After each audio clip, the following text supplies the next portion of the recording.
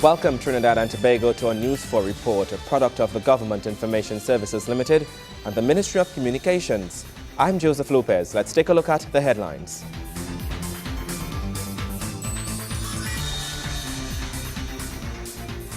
The Prime Minister expresses satisfaction with CARICOM's acceptance of the 14-point regional plan.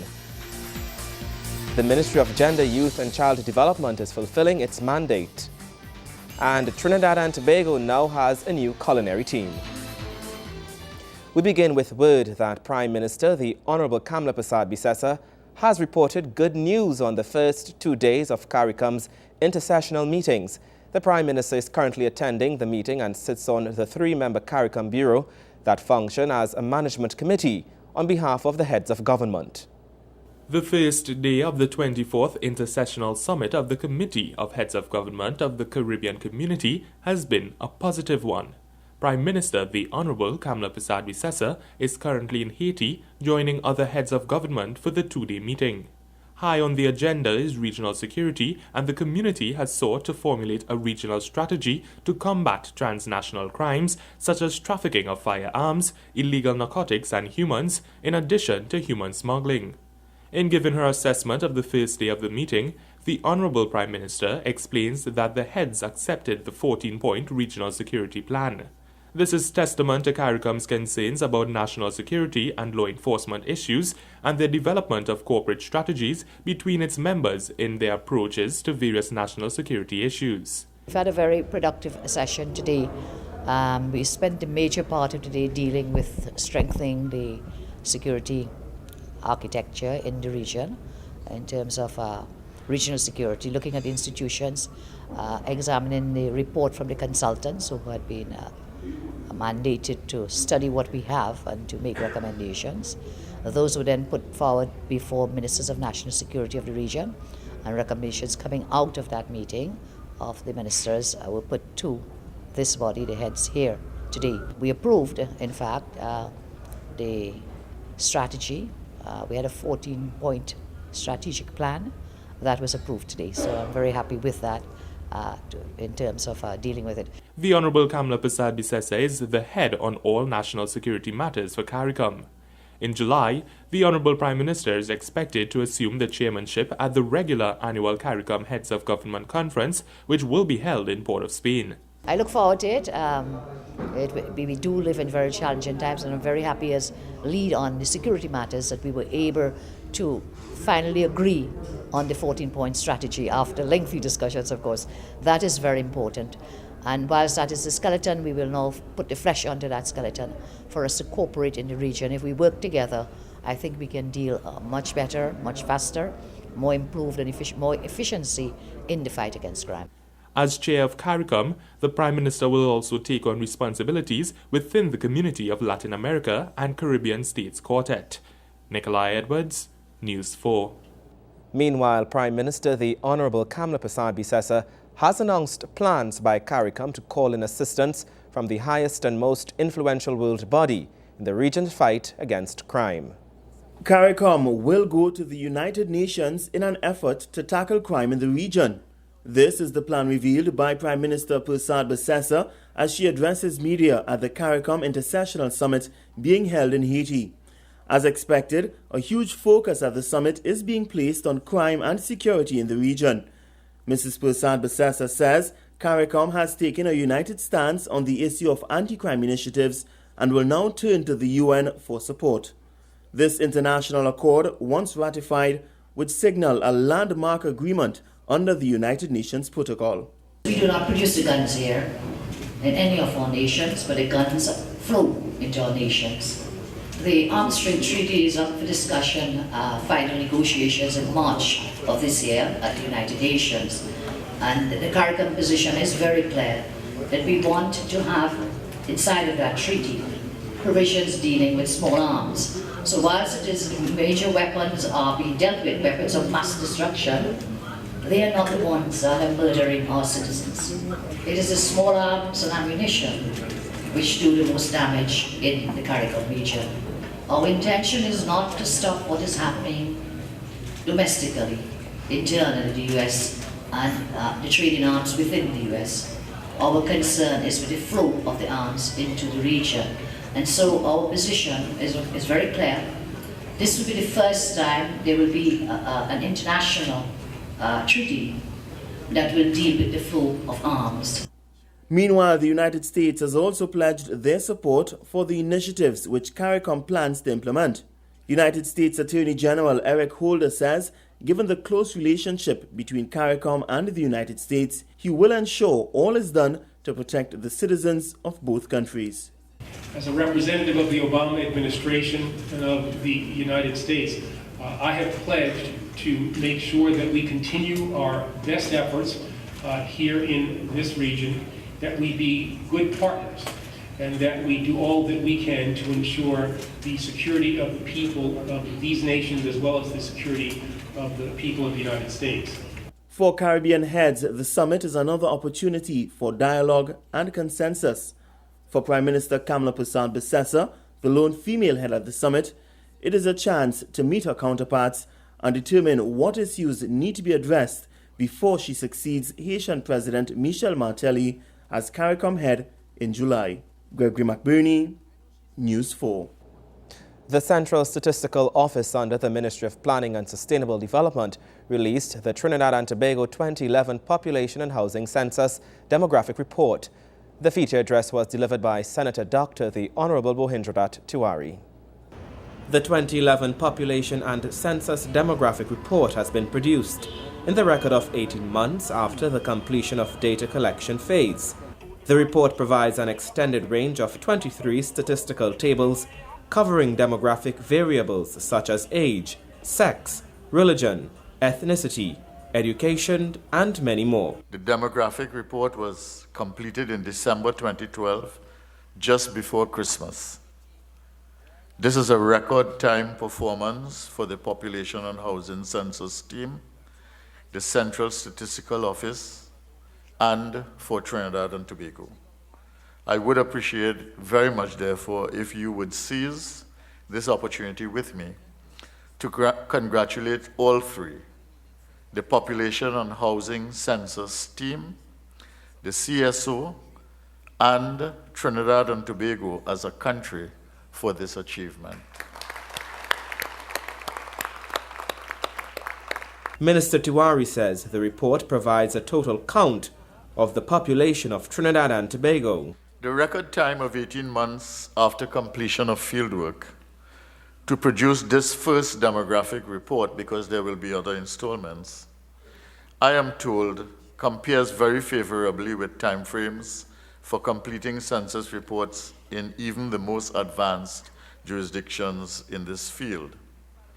This is the first time in the history of Trinidad and Tobago that from fieldwork to demographic report it has taken less than 2 years.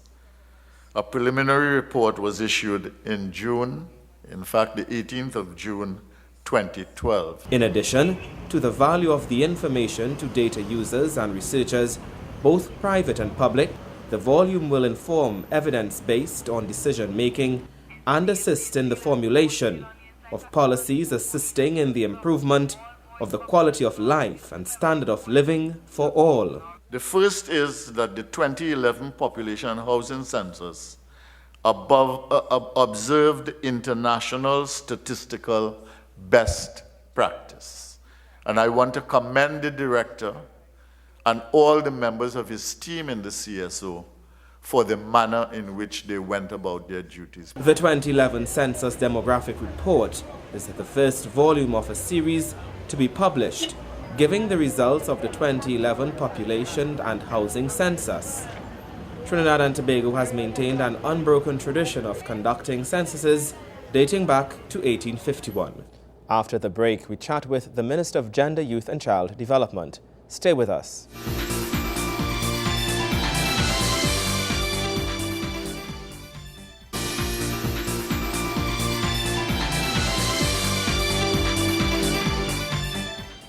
Welcome back. While many may be under the impression that the Ministry of Gender, Youth and Child Development is inactive, the Honourable Marlene Coudray assures that much of the ministry's work is taking place in the background. The Ministry of Gender, Youth and Child Development is working assiduously to fulfill its mandate and address many of the societal issues that plague Trinidad and Tobago. Senator the Honourable Marlene Coudray gives an overview of some of her ministry's activities. What the ministry has been trying to do over the past few months is to bring all the NGOs and CBOs together and have less of a spread in terms of the amount of celebrations being held, and also to facilitate the work of the ministry as well. Because we have sat and reckoned that a lot of the work that has to be done by the ministry could better be accomplished through the NGOs and such groups. And this is what we are working on presently. Minister Coudray says society must be concerned when it comes to violence towards various groups or persons. She says this is an issue that has been taken up by her ministry and various groups throughout the country. The ministry is currently as well engaged in national parenting issues, and we are going to roll out that soon. And we think once we center on the family values, family issues, we hope that it will be used to stem some of the violence against people, not only women. There's also some reports about violence. So you laugh, but violence. The men apparently don't come forward as the women, but we know it exists to some small extent. But at least the ministry is now gender and not women's. It was women's at one time. So we do not forget the men. Minister Coudray urges citizens to take an active role with regards to the various crimes that are committed within families and among members of the wider society. Well, we encourage people, first of all, to report all forms of abuse. And we're not talking about gender only. We're talking about child abuse of the person generally. We want you to report it, and we are putting support systems and structures in place to address those. Nikolai Edwards, News 4. Homeless persons and single-parent homes will be the main course on the platter of the Ministry of the People and Social Development for the year 2013. Speaking exclusively with News 4, Minister of the People and Social Development, Dr. the Honourable Glenn Ramadasing, revealed plans to target these groups which he identifies as being in desperate need of attention. Our priority will be the most vulnerable of the vulnerable, which is the homeless. We've just come from an exercise this afternoon where we had more than 60 volunteers. We successfully picked up 2 persons within the space of half an hour, and many more are asking to come off the streets. And this program of the Interagency Unit is a phenomenal project that is doing something that has been bedogged administration for 50 years. And our second priority will be single parents, because these children from these homes are very challenged, and the pressures that they are under for food, security, housing, and money leads them to a situation where they become irreversibly damaged mentally, physically, and psychologically. And therefore, we have a program that we are building for mentoring our moms and dads, MOMD, that we will launch this year. Those are going to be our 2 priorities. Plans for the new fiscal year being revealed by Minister of the People and Social Development, Dr. Glenn Ramadasing. The Direct Impact Program, the Poverty Reduction Program, the Street Dwellers Initiative, and the People's Bridge of Hope are just some of the programs under the Ministry of the People and Social Development, which Dr. Ramadasing says are designed to bring relief to needy groups in society. During his interview, the minister highlighted most of the programs initiated by his ministry during the past 2.5 years, while also revealing the extent to which they have impacted communities throughout the country thus far. We decided to have a direct effect in the homes with a knock on the door. And that led to several other programs, because we recognize the need for empowerment programs, we recognize the need for interventions, things that the elderly needed, critically, the differently abled. And so we were able to devolve the ELDAMO project, which is to transport the elderly and the differently abled, because we saw the need for buses. We worked with the PTSC so that we could develop a program that would have been sustainable, so that whenever the PTSC would have been in financial difficulty, it will not just curtail the program, but that the Social Development Ministry of the People, would chair a cabinet-appointed steering committee that would always have this policy as a priority on the agenda. Dr. Ramadas Singh says the youth in society have not been neglected. The minister notes that programs were also put in place to expose the younger ones in society to certain fields of employment where they got the opportunity to decide which career path would be ideal for them. We also had the press on, where in these communities the youth said, okay, fine, you know, the food card is great and the disability grant, public assistance, thank you, but I want a job. I want to train, I want to retrain, I want to reskill. So we went back into the libraries and with the researchers and the policymakers who are equally as important as those in the field. And we said, let's hammer out some strategies. And we came up with the poverty reduction to empowerment social strategies. And we said, press. And we said, press on. And that led to a program in Cocorite, where we said that the youths there, we interviewed them and surveyed them. We said, what do you like? And a lot of them said DJ and they want to be a singer. And so we worked with the Broadcast Journalists Association, the training companies, and we said, let's have a competition for DJing. But and so Swaggy performed, and you know, and he and the Nutsman was there, and to inspire the youths.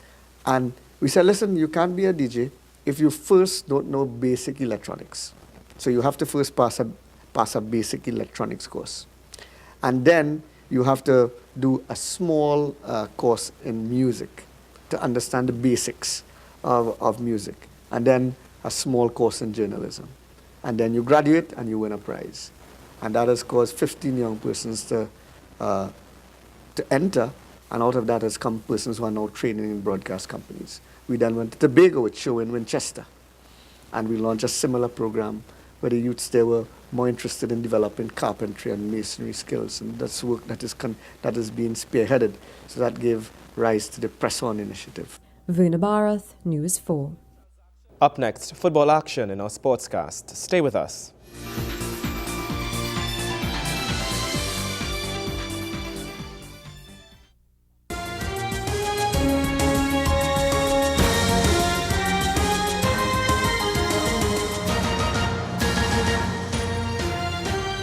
Welcome back. Russ Russell and his men of the Defence Force Football Club look a certainty for the 2012-2013 Pro League title as their closest challengers continue to stumble around them. Wayne Cunningham has the highlights from one such stumble when Caledonia AIA met Central FC. T Pro League outfits Caledonia AIA and Central FC are set to meet in the final of the prestigious FA Trophy competition on March 1st. And on the weekend, there was a preview of that highly anticipated clash when match day 6 of round 2 in the Pro League was contested at the Atto Boldon Stadium in Couva. Caledonia were hoping to keep pace with leaders Defence Force, who defeated then third place W Connection earlier in the round, while Central Sharks were aiming for some momentum under new coach Terry Fennick to pull themselves out of the bottom half of the league table. It was Caledonia who got in the first real attack, forcing national senior team goalkeeper Marvin Phillip into a fine save. Trevin Caesar doing all the work in this move, but his final shot drifted harmlessly wide. But it would be the Sharks who would stun the Stallions. Antigua and Barbuda international Peter Baez putting the knockdown from Marvin Phillip over the line in the 28th minute.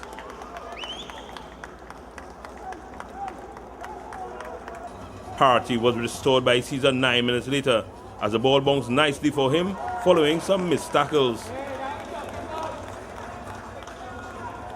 That 1-1 score lasted all of 1 minute as Central retook the lead immediately. The man they called the Big Dread, Marvin Oliver, rifling one in from close range following the corner to give his team the 2-1 lead at the half.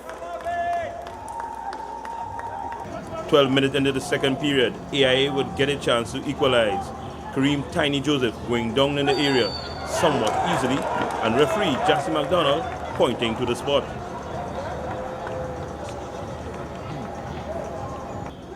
Tiny got up and dispatched the sports gig just as easily to make it 2-2. The men from Mova Laventil had ideas of more goals as they went at the central team with renewed vigour. That was not enough though, as it was the Sharks making a better showing in front of goal. Rondell Winchester nodding in the header in the 74th minute to put his team up for good with some help from the Cali defence. 3-2 in favour of Central FC was the final score. The result moving them to 5th on the standings, while Caledonia stays in 2nd and will have a chance to get back to winning ways when they face St. Anne's Rangers in a rescheduled fixture on Wednesday at the Atobolian Stadium from 6 p.m. Central will also be on the cards as they take on W Connection 2 hours later. Wayne Cunningham, News 4 Sports. When we return, we'll tell you about Trinidad and Tobago's new culinary team. Stay with us.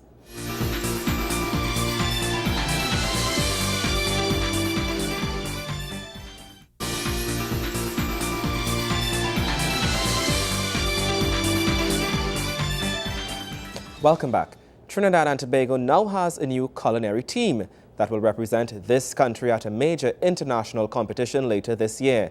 If the team is successful, this will add more titles to those achieved by its predecessors. Trinidad and Tobago will once again seek the title of Caribbean Team of the Year at this year's Taste of the Caribbean competition in Miami, Florida. The Trinidad Hotels, Restaurants and Tourism Association has taken a team of local culinary experts to the competition every year since 1997. This led to a 5-time Caribbean Team of the Year victory since 2004, as well as Team Gold, Caribbean Bartender of the Year, Chef of the Year and the Junior Chef of the Year titles. This year, 41 of the country's top chefs, pastry chefs, junior chefs and bartenders competed for a spot on the 7-member team that would represent this country at the international competition in June. On Friday, the THRTA awarded the winners of its annual food and beverage competition, which took place in January. Deputy Permanent Secretary in the Ministry of Tourism, Ray Shandy, spoke of the significance of the competition. I cannot stress enough, though, the importance of winning representation at these type of competitions. We have used the success of these teams to showcase our diverse culinary cuisine and highlight the fact that we are at the top of the Caribbean in culinary taste, talent, and expertise. Dining is the second most important reason for visitors to select a destination, and cuisine is very important, or a very important factor in choosing any destination. So there's where Trinidad and Tobago has a competitive advantage. By focusing on our culinary excellence, we generate added interest and ultimately visitors to Trinidad and Tobago, eager to try our world-famous foods. Meanwhile, Chairman of the Tourism Development Company, Rajiv Chandale, gave some advice to the chefs and explained that the possibilities are endless in the food and beverage sector. Today, chefs who are ambitious and willing to work hard can achieve celebrity and riches to rival the biggest movie stars. I encourage you to maintain your efforts with excellence. Always look the part and behave like the professionals and the national ambassadors you are while putting outstanding customer service at the forefront of everything you do.